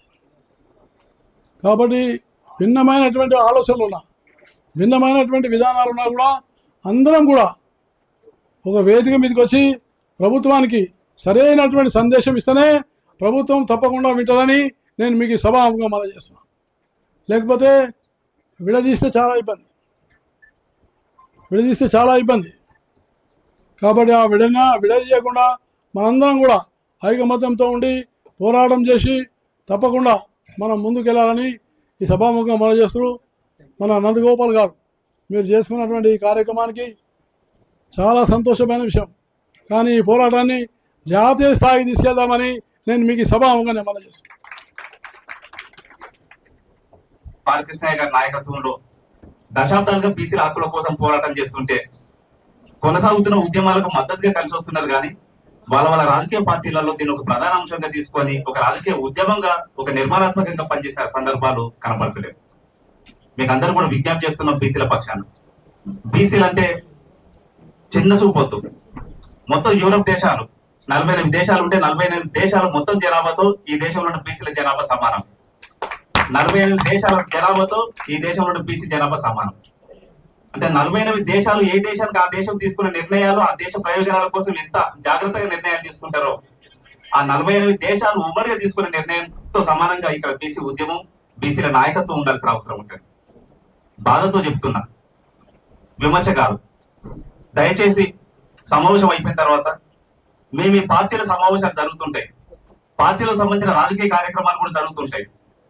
పార్టీలకు సంబంధించిన రాజకీయ కార్యక్రమాలు జరిగినప్పుడు మిగతా అంశాలకు ప్రాధాన్యత ఇచ్చినట్టుగానే బీసీల అంశాలకు కూడా ప్రాధాన్యత ఇవ్వాలని మేము ఈ వేదిక నుండి విజ్ఞప్తి చేస్తున్నాం. సగభాగంగా ఉన్నటువంటి బీసీల అంశాలను నిర్లక్ష్యం చేస్తే, వీటిని ప్రధాన అంశంగా తీసుకోకపోతే బీసీలను మీరు ఎట్లా చూస్తారో మేము ఎట్లా చూడాలనేది ఇక్కడ ఒక పెద్ద సమస్య వస్తుంది. పెద్దలు దత్తాత్రేయ గారు తమ సందేశాన్ని ఇచ్చిపోయి మహిళా రిజర్వేషన్లకు సంబంధించి 33% రిజర్వేషన్లు ఆమోదిస్తూ పార్లమెంట్ లో బిల్లు పెట్టిండ్రు. మనం అందరం కూడా స్వాగతం తెలియజేసినాం. దాంట్లో ఎస్సీ ఎస్టీ మహిళలకు రిజర్వేషన్లు ఉన్నాయి, కానీ బీసీ మహిళలకు రిజర్వేషన్ లేవు. బీసీ మహిళలకు రిజర్వేషన్ సాధించడం కోసం కూడా బీజేపీ పార్టీకి సంబంధించిన నాయకులు, దేశంలో ఉన్న ఇతర పార్టీలకు సంబంధించిన బీసీ నాయకులు, భావ సారూప్యం ఉన్న సంఘాలు, పార్టీలు అన్ని కూడా కలిసి ఉమ్మడిగా ఒక రాజకీయ కార్యక్రమం తీసుకోవాల్సిన అవసరం ఉంటుంది. బీసీ మహిళల కోసం రాజకీయ కార్యక్రమాలు తీసుకోవాలి, మొత్తం దేశంలో ఉన్న బీసీ ప్రజల కోసం కూడా రాజకీయ కార్యక్రమాలు తీసుకోవాలి. అట్లా నిజాయితీగా చిత్తశుద్ధితో దేశంలో ఉన్న రాజకీయ పార్టీలు అన్ని కూడా కలిసి ఉమ్మడిగా నిర్ణయం తీసుకుంటే బీసీల సమస్యలు పరిష్కారం అవుతాయి. ఇప్పటికి కూడా రాష్ట్రంలో కానీ కేంద్రంలో కానీ బడ్జెట్ కేటాయింపుల్లో తీవ్రమైన వివక్షత కొనసాగుతున్నది. కేంద్ర ప్రభుత్వం బడ్జెట్ కేటాయింపులో నిర్లక్ష్యం చేస్తుంది, వివక్షత చూపుతుంది. రాష్ట్ర ప్రభుత్వం కూడా అదే చేస్తున్నది. కాబట్టి ఇక్కడ బీసీ సంఘం అనేది ఎవరికి అనుకూలంగా ఎవరికి వ్యతిరేకం కాదు. నిజాయితీగా బీసీల పక్షాన, నిజాయితీగా మహిళల పక్షాన నిలబడి పనిచేయాలనుకుంటాను, పోరాటం చేయాలనుకుంటాను. దయచేసి భవిష్యత్ కార్యక్రమాలలో మీ రాజకీయ పార్టీలలో బీసీల అంశాలని, మహిళల అంశాలని ప్రధాన అంశంగా తీసుకొని ఒక రాజకీయ కార్యక్రమం రూపొందిస్తూ ముందుకు తీసుకపోతే ఈ మెజారిటీ ప్రజల సమస్యలు పరిష్కారం కావడానికి అవకాశం ఉంటుంది. కాబట్టి ఆ దిశగా మీరు అందరూ కార్యాచరణ తీసుకుంటారని ఆశిస్తూ, తీసుకోవాలని చెప్పి విజ్ఞప్తి కూడా చేస్తూ పెద్దలు మత్స్సునాచారి గారిని తమ సందేశాన్ని ఇవ్వాల్సింది కావచ్చు. నందగోపాల్ గారు, సభా నిర్వాహకులు గుంజ కృష్ణ గారు, సోదరులు కోలా జనార్దన్ గారు, గౌరవనీయులు దేశంలోనే సీనియర్ కమ్యూనిస్టు నాయకులైనటువంటి పెద్దలు నారాయణ గారు, బీసీ అనే పదానికి పర్యాయ పదం, నాకు మీకు మనందరికీ స్ఫూర్తి ప్రదాత అయినటువంటి పార్లమెంట్ సభ్యులు ఆర్ కృష్ణయ్య గారు, ఇప్పుడే వారి అమూల్యమైనటువంటి సందేశాన్ని ఇచ్చి వెళ్ళిన గౌరవ మాజీ గవర్నర్ గారు అయినటువంటి దత్తాత్రేయ గారు, వేదిక పైనటువంటి మిత్రులు పురుషోత్తం గారు, వేముల రామకృష్ణ గారు, నీల వెంకటేశ్వర్ గారు, సుధాకర్ గారు, శ్రావణి గారు, భరత్ గౌడ్ గారు, జోషి గారు, ఈరోజు యుద్ధభేరి కార్యక్రమం పేరిట అనేక డిమాండ్లను ఈ సభ చర్చిస్తూ ఉన్నది. ఎవరివ్వాలి? రాజ్యం ఇవ్వాలి, రాజ్యాధికారం ఇవ్వాలి. రాజ్యాధికారాన్ని ఎవరి చేతులలోనో పెట్టి నీ క్షేమం కోసం, నీ బాగు కోసం నువ్వు ఒక మనిషి అనేటువంటి విషయాన్ని కూడా గౌరవించని సంస్కారహీనుల చేతుల్లో రాజ్యాధికారాన్ని పెట్టి వాళ్లకు దరఖాస్తులు ఇచ్చి దండాలు పెట్టి మా పనులైతే లేవు అనేటువంటి దీన స్థితిలో మనం ఉండకూడదు అనేది మీ అందరికీ నేను చేస్తున్నటువంటి విజ్ఞప్తి. ప్రపంచాన్ని, రాజ్యాన్ని శాసించేటివి రెండు. ఒకటి రాజ్యాధికారం, రెండవది డబ్బు. ఈ రెండిటికి కారణభూతమైనటువంటి నువ్వు వాటిని అనుభవించడంలో లేకపోతున్నావు అనేటువంటి వాస్తవాన్ని గ్రహించాల్సినటువంటి అవసరం ఉంది. చాలా గంభీరమైనటువంటి మాటలు చెప్తా ఉన్నాం. ఏమని? దేశంలో 56% ఉన్నాం, 55% ఉన్నామని. అసలు ఈ దేశంలో రాజ్యాధికార మార్పిడి ఏ రకంగా తలక్రిందులైతా ఉన్నదో అనే విషయాన్ని గ్రహిస్తే, దేశంలో జరిగిన, రాష్ట్రంలో జరిగిన ఎన్నికలు వచ్చినటువంటి ప్రతి సందర్భంలో ఏ పార్టీ గెలిచినా ఏ పార్టీ ఓడిపోయినా తేడా 2, 3, 4% తేడాతోనే జరుగుతూ ఉన్నది. 2, 3, 4%తోనే రాష్ట్రాల భవిష్యత్తు, దేశ భవిష్యత్తు మారినప్పుడు 56%గా ఉన్నటువంటి నీ చేతిలో ఉన్నటువంటి ఆయుధాన్ని మనం సద్వినియోగం చేసుకోకపోవడమే మన బలహీనత అనేటువంటి విషయాన్ని గ్రహించాల్సినటువంటి అవసరం ఉంది. చాలా ఆనందం, ఒక్కొక్కసారి బాధ. ఆర్ కృష్ణయ్య గారిని పొగుడుతుంటే సంతోషం. ఆర్ కృష్ణయ్య గారు చేస్తున్నటువంటి సేవను చూస్తే తన్మయత్వం. కానీ 40 సంవత్సరాలుగా ఆయన చేస్తున్నటువంటి ఈ శ్రమను, తను చేస్తున్నటువంటి కృషిని ఆదర్శప్రాయంగా తీసుకొని మనం ఎందరం కృష్ణయ్య గారి బాటలో నడవగలుగుతున్నాం అనేటువంటి ప్రశ్న వేసుకోవాల్సినటువంటి సమయం ఇది. కృష్ణయ్య గారి లాగా నా సమాజానికి, నా జాతికి జరుగుతున్నటువంటి అన్యాయానికి చరమగీతం పాడాలి అనేటువంటి భావనతో సంవత్సరానికి ఒక కృష్ణయ్య గారు తయారైనా ఇవాళ తెలంగాణలో, భారతదేశంలో 40 మంది కృష్ణయ్యలు కనుక తయారై ఉంటే అధికారం ఎవరి చేతుల్లో ఉండేది అనేటువంటి విషయాన్ని గుర్తు చేస్తా ఉన్నా. అందుకనే మార్చేటువంటి ప్రయత్నాలు పెద్దలు నారాయణ గారు కులవరీత్యా కాదు కానీ గుణవరీత్యా ఆయన మన వర్గ ప్రేమికుడు. ఈ వర్గాలు బాగున్నప్పుడే ఈ దేశం బాగుంటుందని పరితపించేటువంటి మహానుభావులలో నారాయణ గారు ముందు వరుసలో ఉండేటువంటి నాయకుడు. నాకు అర్థం కాలేదు, ఇప్పటికి కూడా అర్థమైతలేదు. ఈ దేశానికి స్వాతంత్రం వచ్చిన 77-78 సంవత్సరాల తర్వాత మీరేమో 42% రిజర్వేషన్లు కోరుతా ఉన్నారు, ఇంకా అనేకం కోరుతా ఉన్నారు. కానీ ఈ దేశం యావత్తు కోరుతున్నటువంటి బీసీల డిమాండ్ ఏంటి? మా కుల గణన చేయండి అని. 77 సంవత్సరాల తర్వాత ఈ దేశంలో బీసీల ప్రధానమైనటువంటి డిమాండ్ కుల గణన చేయమనేటువంటి పరిస్థితిలో ఉన్నది అని అంటే ఈ రాజ్యం మన పట్ల ఎటువంటి చిన్న చూపు చూసింది. నేను ఈ మధ్యకాలంలో ఎక్కడ మాట్లాడినా ఒక విషయాన్ని మాట్లాడడానికి వెనుక ముందు ఆడడం లేదు. ఈ దేశంలో ఈ రోజు కూడా బీసీలు 2వ శ్రేణి పౌరులుగా బతుకుతా ఉన్నారు, 2వ శ్రేణి పౌరులుగా చూడబడతా ఉన్నారు. ఈ భూ ప్రపంచంలో ఈ రోజు పూజ్య బాపూజీ ప్రబోధించినటువంటి అహింసా సిద్ధాంతం ఆధారంగా అనేక వందల దేశాలు స్వాతంత్రం సముపార్జించుకున్న తర్వాత ఒకే దేశంలోని ప్రజలలో ఒక వర్గం వారు ఆధిపత్యం చెలాయించేవారుగా, ఒక వర్గం 2వ శ్రేణి పౌరులుగా కొనసాగుతున్నటువంటి ఏకైక దేశం. అందులో కూడా 70-80 కోట్ల ప్రజలున్నటువంటి దుస్థితి ఈ విధంగా కొనసాగడానికి వీల్లేదు. దాన్ని మార్చాల్సినటువంటి అవసరం, బాధ్యత మనందరి మీద ఉంది అనేటువంటి విషయాన్ని మనవి చేస్తూ, యుద్ధం చేయాల్సినటువంటి అవసరం లేదు. యుద్ధ పేరి అనేటువంటిది చాలా పెద్ద టైటిల్ పెట్టిండ్రు.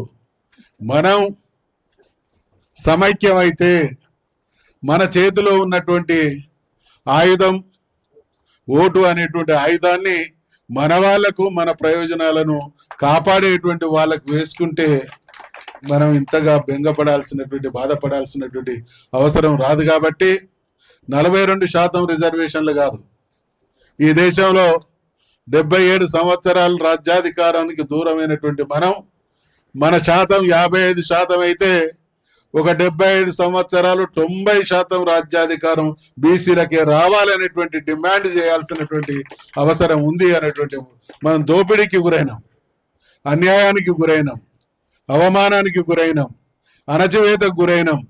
ఇది పరిష్కరించబడాలి అని అంటే మనం అంటాం కదా పాత బకాయిలు కూడా, ఆ రకంగా మనం రాజ్యాధికారంలోకి మన వాళ్ళని మనం తెచ్చుకోవాల్సినటువంటి అవసరం ఉంది. మరి దేశవ్యాప్తంగా ఇటీవలి కాలంలో పెద్దలు ఆర్ కృష్ణయ్య గారు బీసీల సామాజిక స్థితిగతులు రాజకీయ పరిస్థితుల మీద ఒక అధ్యయనంతో పాటు ఓ కార్యాచరణతో ముందుకు సాగుతున్నారు. కాబట్టి దయచేసి దీన్ని కొనసాగించండి.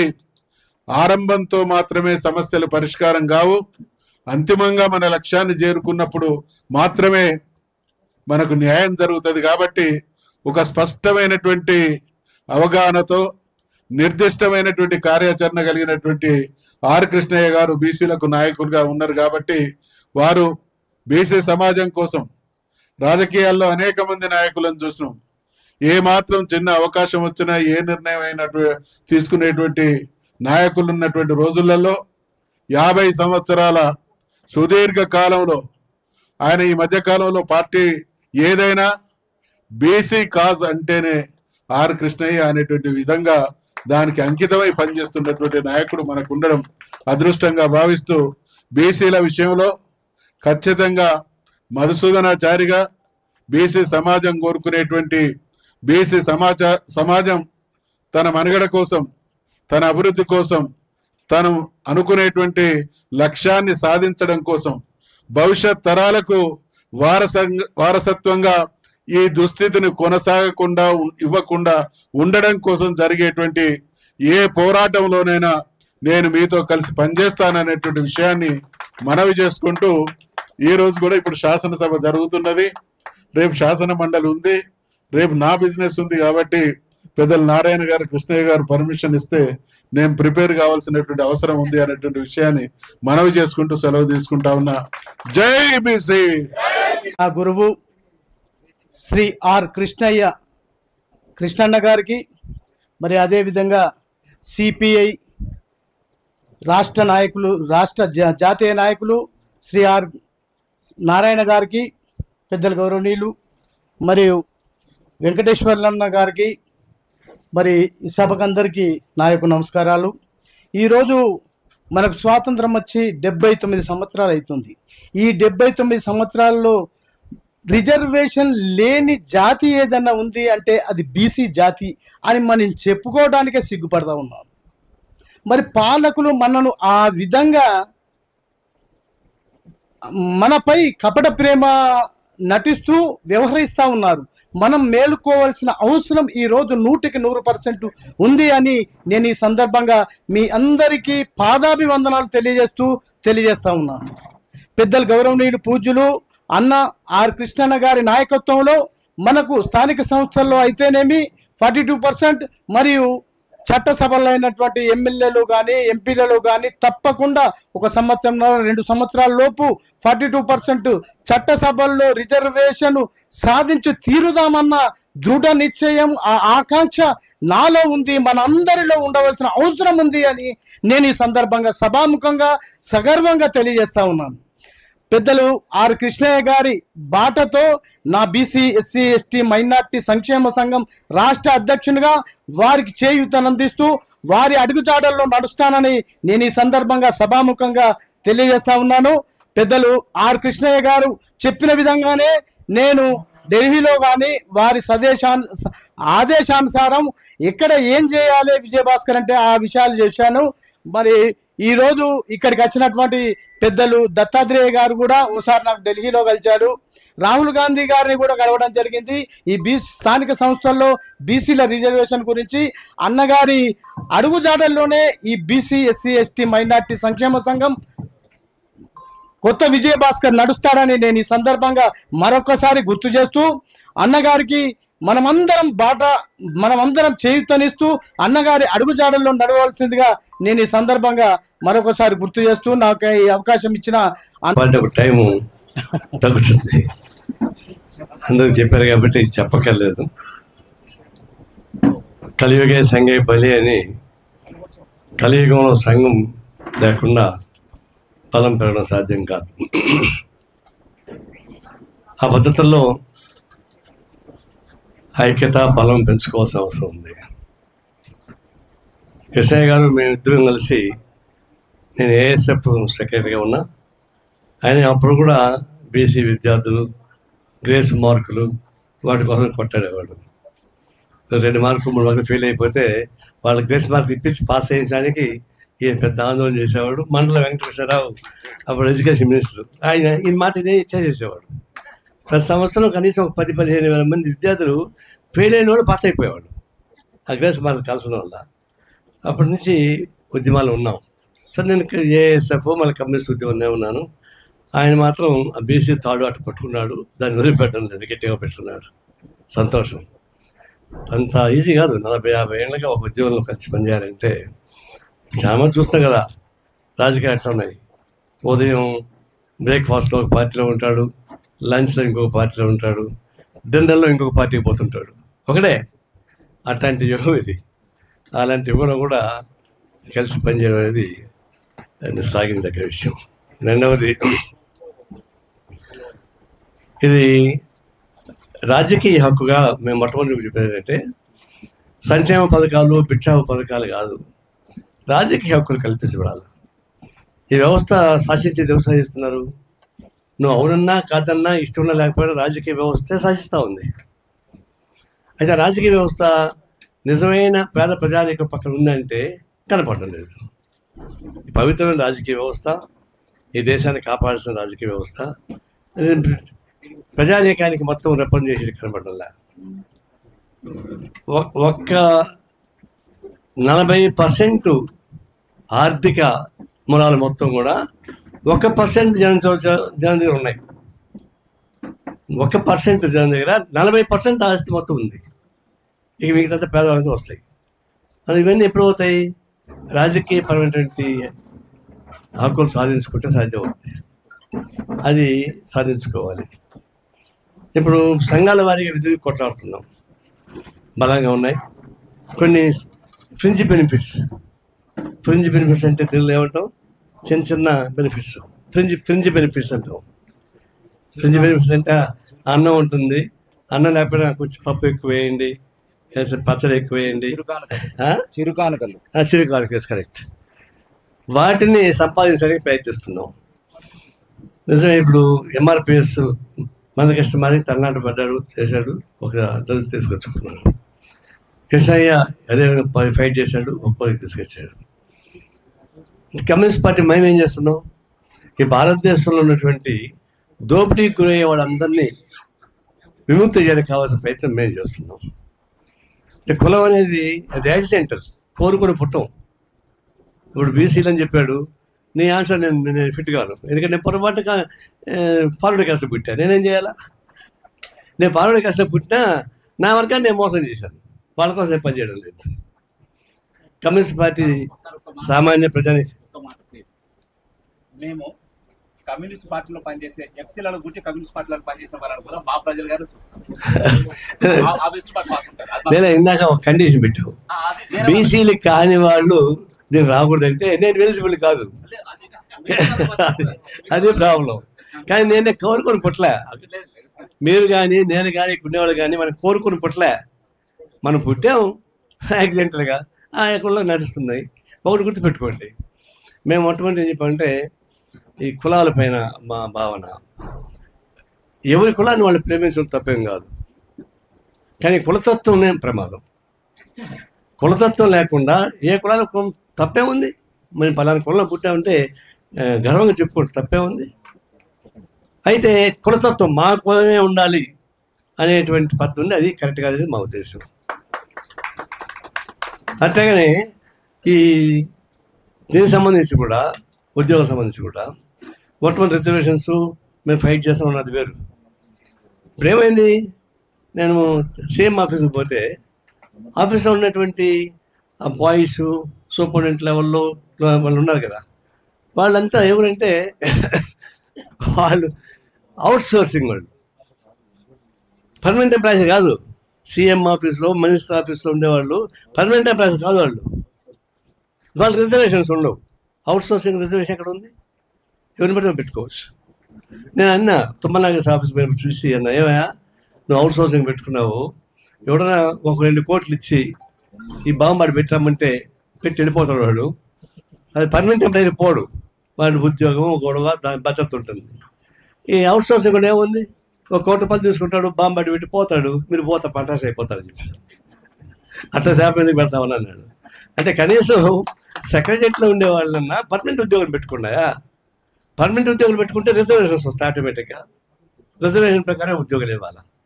అవుట్ సోర్సింగ్ వల్ల ఏమవుతుంది, రిజర్వేషన్స్ అవసరం లేదు, పాటింపు లేదు కదా. కాబట్టి మీ రిజర్వేషన్ పర్మనెంట్ పనులు పెట్టుకొని కోరని చెప్పన్నా, నువ్వు బాంబే చంపేస్తాను చెప్పొద్దని అంటాడు. నేను ఎగ్జాంపుల్ చెప్పేది. అంటే ఉద్యోగాలు రిజర్వేషన్స్ అవుట్ సోర్సింగ్ వచ్చి రిజర్వేషన్ పోయినాయి. పబ్లిక్ సెక్టార్స్ అన్నీ ప్రైవేట్ పరం అయిపోతున్నాయి, దాని రిజర్వేషన్స్ ఉండవు. స్కూల్స్ కాలేజెస్ అంటే కార్పొరేట్ కాలేజెస్ వచ్చేసినాయి, దాని రిజర్వేషన్స్ ఉండవు. ఇవన్నీ వచ్చిన తర్వాత వ్యవస్థలోనే మొత్తం సమస్య వచ్చి పడతా ఉంది. అందువల్ల ఈ వ్యవస్థలో వచ్చినట్టు మూలాలను గ్రహించి వాటి కోసం పోరాటం సాగించడానికి మూలాలను పట్టుకోవాలి. మూలాలను పట్టుకున్నాం, కానీ మూలాలను పట్టుకున్నాం కానీ దానికి రాజకీయపరమైన రంగు రాలేదు. నువ్వేమైనా చేసుకుని భారతదేశంలో రాజకీయ పరిపక్వత లేకుండా, రాజకీయ జోక్యం లేకుండా, రాజకీయ పవర్స్ లేకుండా సాధ్యం కాదు. ఏదో అడుగు కృష్ణ కొట్లాడుతున్నాడు కొంత వస్తుంది, ఇంకొకటి కొట్లాడుతున్నాడు కొంత వస్తుంది, అట్లాగా విషయం పెట్టుకునేటువంటి ఏర్పాట్లు తప్పితే సామాజిక మార్పు కోసం ఉపయోగపడేటువంటి ఆలోచన రావాలి. ఎప్పుడు వస్తుంది అంటే తర్వాత విషయం, దానికోసం మనం ఫైట్ చేయాల్సిందే. ఇప్పుడు బీసీలు పీసీ అంటున్నారు మీరు, మరి ప్రధానమంత్రి మోడీ ఏంటండి బీసీ కదా, మరి బీసీ అయితే ఏమైపోయింది భారతదేశం? బీసీ కదా, బీసీ వచ్చేసాయా? ఈయన కూడా బీసీ కింద ఆయన ఇచ్చింది కాదు, ఈ ఉద్యమం ద్వారా వచ్చింది. ఉద్యమంలో వచ్చినటువంటి ఇదే. నేను పద్మశ్రీ అవార్డు ఇస్తే నేను అన్నా, కృష్ణయ్యకును మందకృష్ణ మాదిరికి పద్మశ్రీ అవార్డు వల్ల వాళ్ళకి గౌరవం కాదు, పద్మశ్రీ అవార్డుకే గౌరవం వచ్చిందని చెప్పారు. నేను వాళ్ళ పోరాటాన్ని చూశాను కాబట్టి ఇచ్చారు. మిగతా వాళ్ళు చూస్తున్నారు పనికి వాళ్ళని 420 గ్యాంగ్ సగం బట్టలు వేసుకుని తిరిగే వాళ్ళకి వస్తే పద్మశ్రీ అవార్డు వస్తున్నాయి. ఏమనుకోబాకమ్మా మీరు, బాంబేలో ఆమె సగం బట్టలు వేసుకుని తిరుగుతుంది, ఆమెకు పద్మశ్రీ అవార్డు వచ్చింది. ఆమె పక్క ఈ నుంచి ఎట్టడుతుంది, వామిటింగ్ వస్తుంది నీకు పక్కన నుంచి ఉంటే. అందువల్ల దాన్ని పక్కన పెట్టండి. నేను నాకు చెప్తున్నాడు, కమ్యూనిస్ట్ పార్టీ ఒక గుర్తింపు ఏంటంటే కులతత్వం ఉండకూడదని మాట వాస్తవం. ఈ కులాలే పోవాలి అనేసి మేము కూడా కొన్నాళ్ళు ఏగాం, కులతత్వం ఉండకూడదని. కులాలు పోవు, మేము కూడా రిలైజ్ అవుతున్నాం. కులతత్వం పోవాలి అనేది నోటి మాటలకు బాగుంటుంది, స్లోగన్స్ బాగుంటుంది, కానీ కులాలు పోయే ప్రసక్తే లేదు. దాని గురించి మనకు మాట్లాడాల్సిన అవసరం కూడా లేదు. దీన్ని దోపిడీ వ్యవస్థకు వ్యతిరేకంగా సాగించే పోరాటం పైన మన ఆలోచన మారాలి. ఏమమ్మా మీకు అందరికీ చదువులు వచ్చేసాయి, మొగుళ్ళు వచ్చారు, పోండి.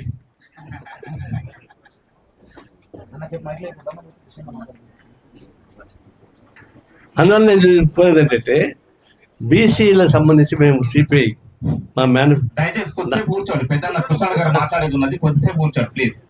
నేను మా సెప్టెంబర్లో జాతీయ మహాసభలు జరగబోతా ఉన్నాయి, సిపిఐ జాతీయ మహాసభలు. దాని డ్రాఫ్ట్ తయారు చేసాం, నేను కూడా ఇస్తా డ్రాఫ్ట్, పార్టీస్ ఉంటాయి. మేము ప్రత్యేకంగా గుర్తించింది ఏంటంటే ఈ కులతత్వం పోవాలి అని చెప్పేసినటువంటి స్లోగన్ కన్నా దీన్ని ఒక రాజకీయ హక్కుగా గుర్తించి ఆ ప్రకారం ఉద్యమాలు రావాలని చెప్పేసి కోరితో మేము ఒక పొలిటికల్ లైన్ తీసుకున్నాం. 2029 29 కదా పార్లమెంట్ చదివి 29 గంట ఈ బీసీలని కులగణన చేసి రాజ్యాంగ హక్కులు రూపొందించి అసెంబ్లీకి పార్లమెంట్లో కూడా పోటీ చేసేటువంటి అవకాశం కల్పించబడాలి. అది 42%. అది జనాభా 52%, 56% ఉన్నారు. కానీ కొంచెం మార్గం ఇప్పుడు మహిళా బిల్లు ఉంది, వాళ్ళు కూడా 50% ఉన్నారు మహిళలు. కానీ 33%కి బేరం ఆడుకున్నారు, బార్గైనింగ్. అట్లే 56 ఉండొచ్చు, ఇంకా ఎక్కువ ఉండొచ్చు. అయితే ఒక 42 అయినా ఇవ్వండి అని చెప్పేసి అని ఒక రిజల్యూషన్ పాస్ చేస్తున్నాం. ఈ 42% రేపు రాబోయేటువంటి పార్లమెంట్ అసెంబ్లీ ఎలక్షన్ కూడా రాజ్యాంగబద్ధంగా 9 సీట్లు చేర్పించి హక్కు కల్పించాల్సింది కమ్యూనిస్ట్ పార్టీ నిర్ణయం. ఆ ప్రకారం ప్రొసీడ్ అవుతా ఉన్నాం. ఒకటి. రెండవది, దీని నుంచి మనం చూసుకోవాల్సినటువంటి అవకాశం ఏంటంటే, సరే రాజకీయాలు అవి చెప్తున్నారు. ఈరోజు అసెంబ్లీలో 42% బిల్లు పెట్టారు. వాస్తవానికి అది 9th షెడ్యూల్లో చేసే తప్ప దానికి రైట్ రాదు, శంఖంలో పోస్తే కానీ తీర్థం రాదు. కానీ రకరకాల పద్ధతుల్లో 42%కి ముఖ్యమంత్రి పెట్టాడంటే బీజేపీని ఇబ్బంది పెట్టడానికే, దాని ఒకటే ఉంది. అయితే ఎవరు వ్యతిరేకించలేరు, సాధ్యం కాదు. చేసేత సహా ఎవరు వ్యతిరేకించలేరు. అది పాస్ పార్లమెంట్లో పెట్టారు. నాకేంటంటే ప్రత్యేక తెలంగాణ ఉద్యమానికి రూపకల్పన చేసినటువంటి కేసీఆర్ 2 దఫాలు ముఖ్యమంత్రిగా పనిచేసిన వాడు ఈ మీటింగ్ రాకపోవడం ఏంటండి, అసెంబ్లీకి రాకపోవడం ఏంటి? అందులో ఈ బిల్లు పెడుతున్నప్పుడు నిలేసి మాట్లాడాల్సిన వాడు తలకాయ తప్పించడం ఏంటి?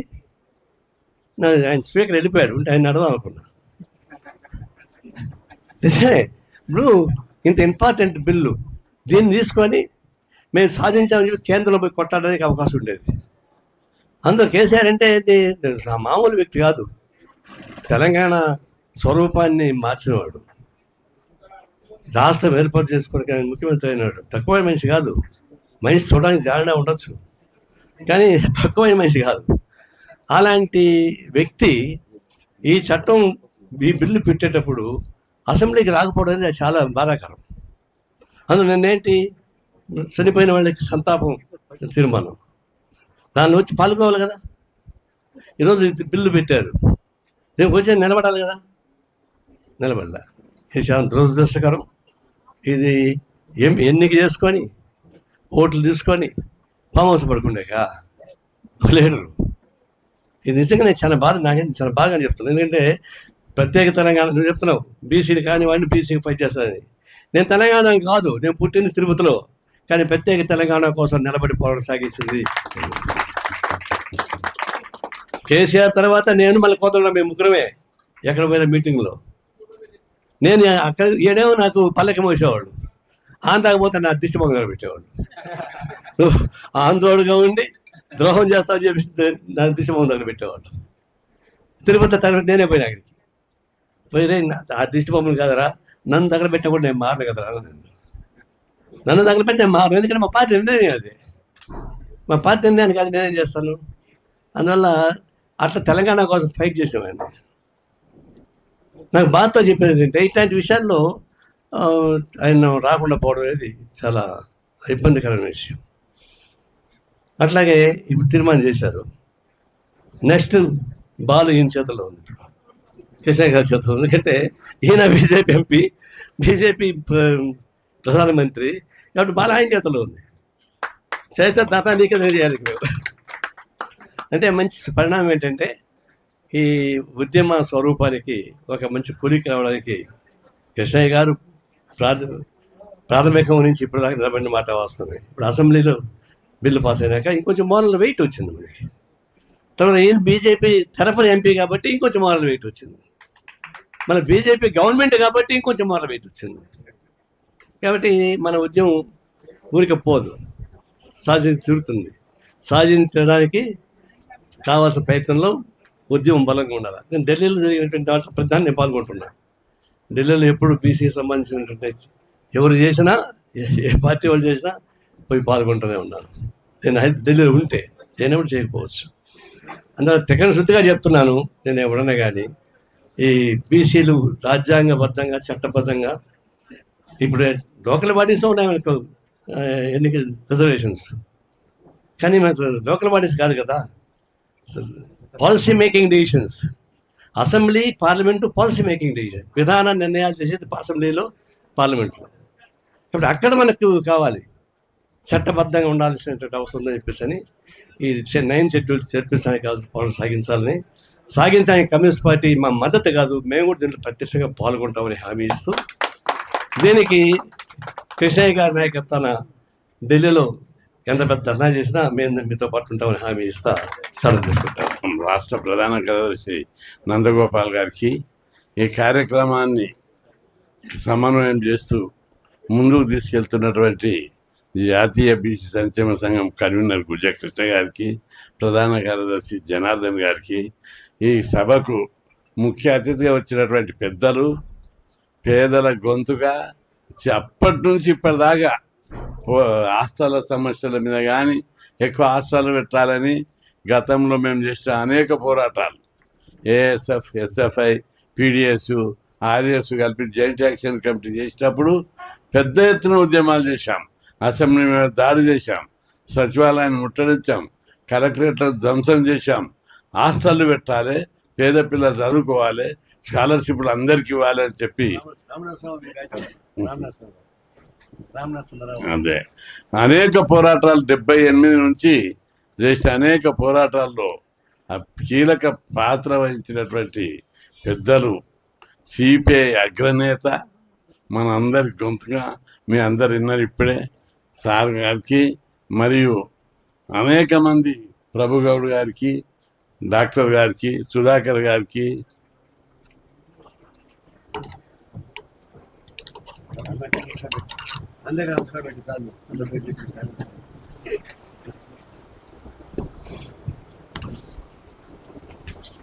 అందరికీ పేరు పేరున నా యొక్క హృదయపూర్వక నమస్కారాలు. పెద్దలు అనేక విషయాలు గట్టిగా చెప్పారు. ఈరోజు రాష్ట్రంలో అన్ని పార్టీలు బీసీ జపం చేస్తున్నాయి. ఇది ఏ ఒక్కరి పోరాటం కాదు, మన అందరి పోరాటం వల్ల అన్ని రాజకీయ పార్టీలు మనకు మద్దతు ఇవ్వడం వల్లనే ఈరోజు బీసీ వాదం బలంగా రాష్ట్రంలో ఉంది. అది ప్రభుత్వం గుర్తించింది, పార్టీలు గుర్తించింది. దీన్ని మరింత ముందుకు తీసుకుపోవాల్సినటువంటి బాధ్యత ముఖ్యులందరి మీద. చాలామంది జిల్లా ముఖ్యులందరూ వచ్చారు. మీరు మీ నియోజకవర్గాల్లో, మీ జిల్లాలో ఈ ఉద్యమాన్ని బలోపేతం చేయడానికి ముందుకు తీసుకుపోవాల్సినటువంటి అవసరం ఉంది. ఈరోజు లోకల్ బాడీ రిజర్వేషన్ అన్నది విజయం సాధించాం. భవిష్యత్తులో పెద్దలందరూ చెప్పారు, చట్ట సభల్లో బీసీలకు 50% రిజర్వేషన్లు సాధించే వరకు వదిలిపెట్టేది లేదు. అది మన హక్కు, రాజ్యాంగబద్ధమైన హక్కు, ప్రజాస్వామ్యబద్ధమైన హక్కు. ఇది కీలకమైనటువంటి ఉద్యమం దశకు చేరుకున్నటువంటి తుది నిర్ణయం అది. కాబట్టి మీరందరూ ఇక్కడ వచ్చినటువంటి పెద్దలు, మనం అనేక విజయాలు సాధించాం. మనము ఉద్యమం చేసినామంటే ఏదో రాజకీయ ప్రయోజనాల కోసం, ప్రచారం కోసం చేయలేదు. ఒక ఎజెండా పెట్టుకుని ఉద్యమం చేశాం. మన కులాలు చదువుకోవాలి, చదువు ద్వారానే కులాల యొక్క అభివృద్ధి జరుగుతుంది. ఈ పేద కులాలు ముందుకు అన్ని రంగాల్లో కుల గౌరవం పెరగాలి, కులం అభివృద్ధి చెందాలి. అన్ని రంగాల్లో ఆర్థికంగా, సాంఘికంగా, సామాజికంగా అన్ని రంగాల్లో అభివృద్ధి చెందాలంటే ఈ కులాలకు చదువుకోవాలి. చదువుకోవాలంటే మీరు ఒకటి గుర్తుపెట్టుకోవాలి, 30-40 ఏళ్ళ కింద, 40 ఏళ్ళ కింద హాస్టల్ సీట్ దొరికితే తప్ప చదువుకునేటువంటి పరిస్థితి, స్కాలర్షిప్ వస్తే తప్ప చదువుకునేటువంటి పరిస్థితి, ఫీజులు మాపి అయితే తప్ప చదువుకునేటువంటి పరిస్థితి. అట్లాంటి పేదరికం పరిస్థితి ఉండే 30-40 ఏళ్ళ కింద. ఆ రోజుల్లో హాస్టళ్ళు పెట్టాలి, క్వాలిటీ ఎడ్యుకేషన్ కోసం గురుకులాలు పెట్టాలి. గురుకులాల స్కీమ్ కోసం మామూలు పోరాటం చేయలే. 82-81 లోపల విజయభాస్కర్ రెడ్డి పీరియడ్ లోపల చాలా పోరాటం చేశాం. అప్పుడు 3 గురుకుల పాఠశాలలు నరసింహారావు పెట్టి ఉండే. అలా మంచి రిజల్ట్ వస్తుంది. ఇక్కడ మున్గోడు దగ్గర ఒకటి, అనంతపూర్లో ఒకటి, అక్కడ కోస్తల, గుంటూరు ఒకటి. ఇవి టాప్ రిజల్ట్ వస్తుండే. అప్పుడు మేము హాస్టల్లో కొట్లాడి 1000 హాస్టళ్ళు పెట్టించాము. అప్పటికే 1978 సెప్టెంబర్ 27 నాడు 2000 మంది బస్సులు హైజాక్ చేసి యూనివర్సిటీ నుంచి హాస్టల్ పిల్లలందరినీ కూడా కట్టుకొని అసెంబ్లీ లోపలికి దుంకి చొరబడి అసెంబ్లీని తుక్కు వలగొట్టాము. అప్పుడు ముఖ్యమంత్రి చెన్నారెడ్డి ఉన్నాడు. పిలిపించాడు సాయంత్రం పోలీసులను యూనివర్సిటీకి పిలిపించి ఏంటిది మీ డిమాండ్ అని అడిగాడు. మాకు హాస్టల్ పెట్టాలి, దరఖాస్తు చేసిన వాళ్ళందరికీ స్కాలర్షిప్ ఇవ్వాలన్నాం. అది సాధ్యమని ఆఫీసర్లు అందరి జర అటు ఇటు మాట్లాడారు. ఎందుకు సాధ్యం కాదని చెప్పి మేము అడిగాం. మేమేం అడుగుతున్నాం, ఎమ్మెల్యేలు అడుగుతలేం, మంత్రి పదవులు అడుగుతలేం, చదువుకుంటాం మాకు హాస్టల్ కావాలి, చదువుకుంటాం మాకు స్కాలర్షిప్ కావాలని అడుగుతున్నాం. అప్పుడు చెన్నారెడ్డి స్పందించి 500 హాస్టల్ ఒకే రోజు మంజూరు చేశాడు. అప్పటి నుంచి అంచెలుగా 6000 హాస్టల్లోకి వెళ్ళినాయి ఉమ్మడి రాష్ట్రంలో. హాస్టల్లో క్వాలిటీ ఎడ్యుకేషన్ లేదు, పిల్లలకు మంచి భోజనం లేక వీక్ అవుతుండ్రు. మంచి క్వాలిటీ రావాలంటే గురుకులాలు పెట్టాలని కొట్లాడాం. విజయభాస్కర్ రెడ్డి 82లో గురుకుల పాఠశాలలు 46 మంజూరు చేయించుకున్నాం. ఆ తర్వాత ఎన్టీ రామారావు వచ్చినాక ఆఫీసర్లు ఆయనకు లేని పొద్దు చెప్పారు, గురుకులాలు కులం వారి ఉండొద్దు, రాజ్యాంగ విరుద్ధంగా 100% రిజర్వేషన్లు ఉన్నాయి అని చెప్పి అటు జనరల్ స్కూల్గా మార్చాడు. మళ్ళా కొట్లాడినాం. 3-4 నెలలు పెద్ద ఎత్తున వేలాది మంది తీసుకుపోతే రామారావు బాగా స్పందించి చర్చలకు పిలిచాడు. అసెంబ్లీలోనే చర్చలు జరిపాము.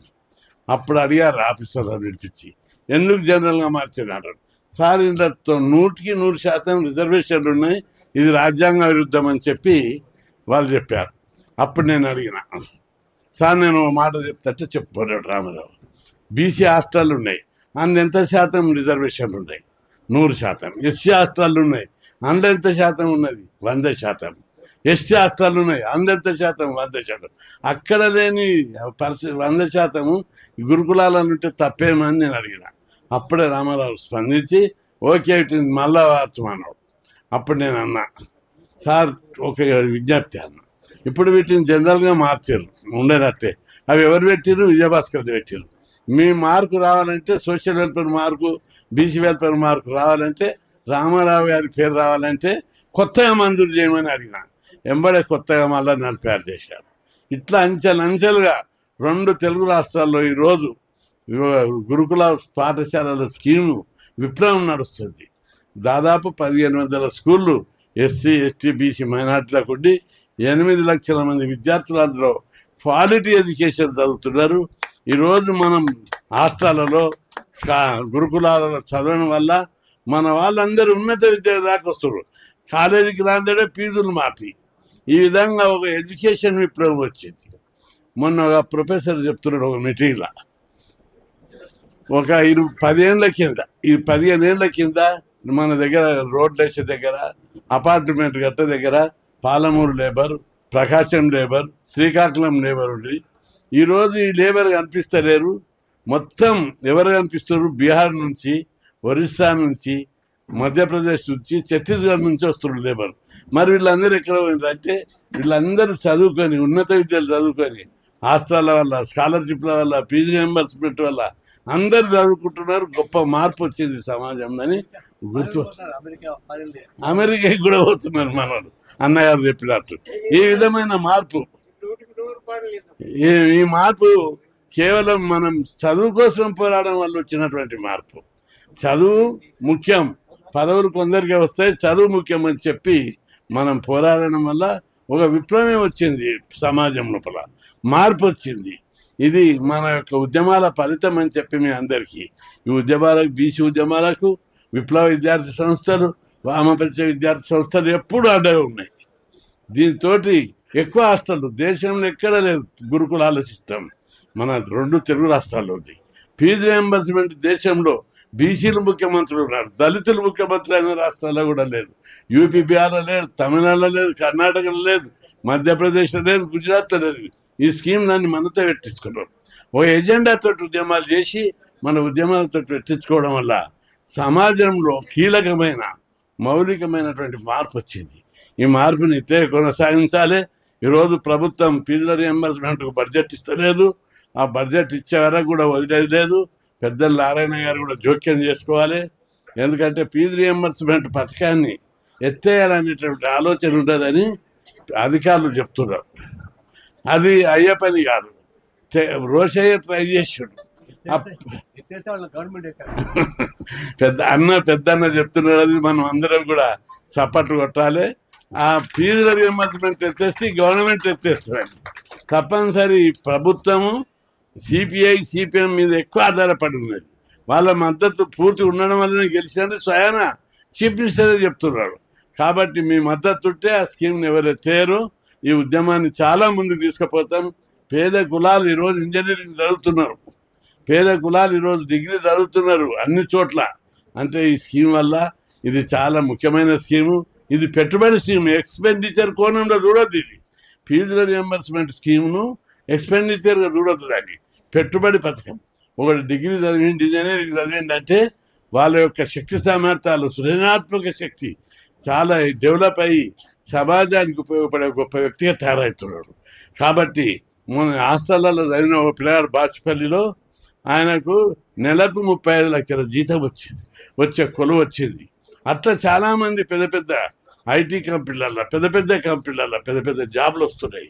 ఈ విధంగా సృజనాత్మకమైన ఇన్నోవేటివ్ ఐడియాస్ తోటి ఈ పేద కులాల నుంచి అనేక మంది ఉద్భవిస్తున్నారు. ఈ స్కీమ్ మీద మనం అందరం గట్టిగా పోరాడవలసిన అవసరం ఉంది.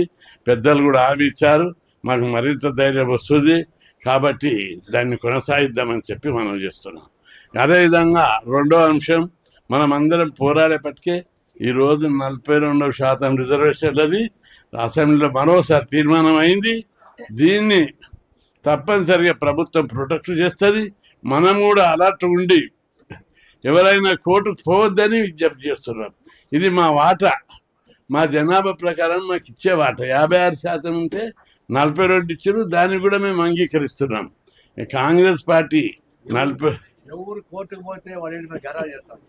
ఎవరు కోర్టుకు పోయినా, పెద్దలు చెప్పినట్టు ఎవరు కోర్టుకు పోయినా వాళ్ళ ఇంటికాడ గిరా చేస్తాం. వాళ్ళకి రాజకీయంగా సమాధి, వాళ్ళకి ఏ ఎన్నికల్లో కూడా బీసీల ఓట్లు వేయరు. తప్పనిసరి ఎవరు కోర్టుకు పోవద్దని విజ్ఞప్తి చేస్తున్నా. పోతే మాత్రం తప్పనిసరి గెలుస్తాం కూడా. ఎందుకు గెలుస్తాం కోర్టులో అంటే అసెంబ్లీలో చట్టం చేశారు. సుప్రీంకోర్టు 50% సీలింగ్ అగ్రకులాలకు పరిశాతం పెట్టేప్పుడు తీసేసింది. జనాభా లెక్కలుంటే పెంచుకోవచ్చని అనేక తీర్పులలో సుప్రీంకోర్టు, హైకోర్టు తీర్పు చెప్పాయి. అదేవిధంగా రాజ్యాంగంలో 243 ఆర్టికల్ ప్రకారం రాష్ట్ర ప్రభుత్వానికి పవర్స్ ఉన్నాయి. రాజ్యాంగం ప్రకారం, చట్ట ప్రకారం, న్యాయం ప్రకారం మనకు అనుకూలమైనటువంటి అంశాలు ఉన్నాయి. కాబట్టి గెలిచే అవకాశం ఎక్కువ ఉంది. ఒకవేళ ఏదైనా కారణంతో పోటీ పడితే తప్పనిసరి రాష్ట్రంలో అసలు యుద్ధం ప్రారంభమవుతుందని మనం అందరం అలర్ట్ ఉండవలసిన అవసరం ఉంది. తెగించి పోరాడదాం. ఇసుంటి సమయం తప్పితే మరొక సమయం రాదు. ఎక్కడనో ఒక దగ్గర యుద్ధం ప్రారంభం కావాలి. ఆ విధంగా జనాభా ప్రకారం రిజర్వేషన్ల కోసం అన్ని పార్టీలు కూడా మనకు మద్దతు ఇవ్వడానికి సిద్ధంగా ఉన్నాయి. దీన్ని మనము ఉపయోగించుకొని సద్వినియోగం చేసుకొని పెద్ద ప్రజాయుద్ధంగానే దీన్ని మలుచుకుందామని చెప్పి మీ అందరికీ విజ్ఞప్తి చేస్తున్నాం. మెయిన్ ఉద్దేశం కూడా అదే. ఇక్కడ మనం పెద్ద ఎత్తున రవీంద్ర భారత్లో పెట్టుకోవాలంటే ఏదో ప్రోగ్రాం తోటి ఆ హాల్ ఇవ్వకపోవడం వల్ల సడన్గా మార్చుకోవాల్సి వచ్చింది. లేకపోతే ఈరోజు 10,000 మందితోటి పెద్ద సభ జరిగేది. అందరు రెడీగా అయ్యారు. వర్షాలు పడి ఒకటి, రవీంద్ర భారత్ రద్దు చేసి ఒకటి, మనం అందరం కూడా ఇక్కడ ముఖ్య నాయకులతో సమావేశం జరుపుకుంటున్నాం. ఇంకా ఈ కేసులో ప్రభుత్వం గట్టిగానే పోరాడుతుంది. మనం కూడా అండగా నిలబడి పోరాడదాం. 42 సాధించడం, 42 తోటే ఎన్నికలు పోయే విధంగా మనం తెగించి పోరాడాలని చెప్పి మీ అందరికి గుర్తు చేస్తూ ఫీజుల రీఎంబర్స్మెంట్ పథకాన్ని కాపాడుకుందాం. అదేవిధంగా హాస్టళ్ళు తక్కువ ఉన్నాయి, ఇప్పుడు అవన్నీ వాటిని సాధిద్దాం.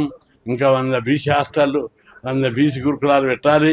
అదేవిధంగా ఈ లోకల్ బాడీ ఎన్నికలను స్ఫూర్తిగా తీసుకొని చట్టసభలో 50% రిజర్వేషన్లు సాధించడం, కేంద్రంలో బీసీలకు ప్రత్యేక మంత్రిత్వ శాఖ సాధించడం, మనకున్న స్కీములు జాతీయ స్థాయిలో అన్ని రాష్ట్రాల్లో ఫీజు రియంబర్స్మెంట్, అందరికీ స్కాలర్షిప్, హాస్టళ్ళు, గురుకుల పాఠశాలలు, ఎడ్యుకేషన్ మీద ఎక్కువ దృష్టి పెట్టి మనం ప్రజల లోపల పేదరికం, ఎడ్యుకేషన్ ద్వారానే సమాజంలో మౌలికమైన మార్పు వస్తుంది. కుల గౌరవం పెరుగుతుంది, కుటుంబ గౌరవం పెరుగుతుంది. ఆ కుటుంబాలు ఆర్థికంగా సామాజికంగా డెవలప్ అవుతారు. కాబట్టి ప్రతి ఒక్కరు డెవలప్ కావాలంటే విద్య. అందుకోసం జాతీయ స్థాయిలో అన్ని రంగాల్లో విద్య రావడానికి కోసం మన పేద కులాల లోపల పేదరికం వల్ల ఈ కులాల లోపల కొన్ని బలహీనతలు ఉంటాయి. వాటన్నింటిని జయించి పెద్దలందరూ చెప్పారు, మధుసూదన్ గారు, నారాయణ గారు, ఐక్యమత్యం మనకు ముఖ్యం. ఐక్యమత్యంతో ఉన్నప్పుడే సాధిస్తాం ఏదైనా. ఇప్పుడు మనం ఇవన్నీ సాధించినమంటే ఒట్టిగా కాదు. గతంలో ఒక బీసీలే కాదు, ఇప్పుడు బీసీలే. నేను గతంలో పోరాడినప్పుడు అన్ని కులాలు నాకు మద్దతు ఇచ్చాయి. ఈ హాస్టల్ పెట్టాలి, గురుకులాలు పెట్టాలి, స్కాలర్షిప్లు ఇవ్వాలి అని చేసిన పోరాటంలో అనేక మంది ఇతర కులాల వారు కూడా మద్దతు ఇవ్వడం వల్లనే అనేక మిలిటెంట్ ఉద్యమాలు చేసినాం. ఆ మిలిటెంట్ ఉద్యమాల ఫలితంగానే ఈ స్కీమ్లు అన్నీ వచ్చినాయి. బీసీలు ముఖ్యమంత్రులు ఉండి చేయని స్కీమ్లు మన రాష్ట్రంలో మనం పెట్టించుకున్నాం. కాబట్టి ఈ పరంపర కొనసాగిద్దాం. ఇప్పుడు రిజర్వేషన్ల కోసం, రాజ్యాధికారం కోసం జరిగే మహాపోరాటం లోపల మరింత యాక్టివ్ రోల్ మీరు తీసుకోవాలి. ఇక్కడ వచ్చిన పెద్దలందరూ నియోజకవర్గ కమిటీలను వేసి భవిష్యత్తులో అనేక పోరాటాలకు పునాది ఉంది. కాబట్టి ప్రతి ఒక్కరు కూడా పెద్దలందరూ వచ్చారు, జిల్లా వాళ్ళు వచ్చారు, ముఖ్య నాయకులు వచ్చారు. మీ జిల్లాలో కమిటీలు ఎవరెవరైతే పనిచేస్తున్నారో వాళ్ళందరినీ మరొకసారి పునర్నిర్మాణం చేసుకుంటూ విద్యార్థి విభాగం, యువజన విభాగం, బీసీ సంఘాలు అన్నిటిని కూడా బలోపేతం చేయడానికి మీరందరూ ఈ 8-10 రోజుల్లో పూర్తి చేసి ఈ కార్యక్రమాలు మరింత ముందుకు తీసుకుపోవాలి. ఎందుకంటే భవిష్యత్తులో కోర్టుల్లో కేసులు వచ్చే అవకాశం ఉంటుంది, ఇంకా అనేక ఉద్యమాలు వచ్చే అవకాశం ఉంటుంది. వాటన్నింటినీ వేదికగా చర్చించడానికి మీకు ఫోన్లలో చెప్తాం. పెద్ద ఎత్తున ఉద్యమాలకు మీరు సిద్ధంగా ఉండాలని చెప్పి మనవి చేస్తూ 42% పునాది. దీని ద్వారా చట్టసభల రిజర్వేషన్లు అన్ని జాతీయ స్థాయిలో బీసీల డిమాండ్ల మీద పునాది కావాలి. ఏదో ఒక రాష్ట్రంలో బలమైన ఉద్యమం జరిగితే దాని ప్రభావం జాతీయ స్థాయిలో జరుగుతుంది. కాబట్టి తెలంగాణ ఉద్యమం లోపల రాటుదేలిన మనం అందరం ఈ భవిష్యత్తులో జరిగే ఇప్పుడు అన్ని ఉద్యమాలు అయిపోయినాయి. తెలంగాణ ఉద్యమం అయిపోయింది, దళిత ఉద్యమం అయిపోయింది, ఇప్పుడు మిగిలింది బీసీ ఉద్యమం. ఈ బీసీ ఉద్యమానికి అన్ని వర్గాలు కలిసి వస్తున్నాయి. కాబట్టి దీన్ని విస్తరింపజేయాలని చెప్పి మీ అందరికి విజ్ఞప్తి చేస్తూ సెలవు తీసుకుంటాం. ఈ సభాముఖంగా బీసీలకి మేమంతా మహిళలంతా కదిలి వచ్చినారు. అట్లనే మా మహిళా సంఘాలే మహిళలే ఎక్కువ ఉన్నారు. బీసీ మహిళా బిల్లు కూడా మీరు ఇందులో ఇది కంపల్సరీగా ఇన్వాల్వ్మెంట్ అవుతుంది, సక్సెస్ అవుతుంది, మనం రీచ్ అవుతాం.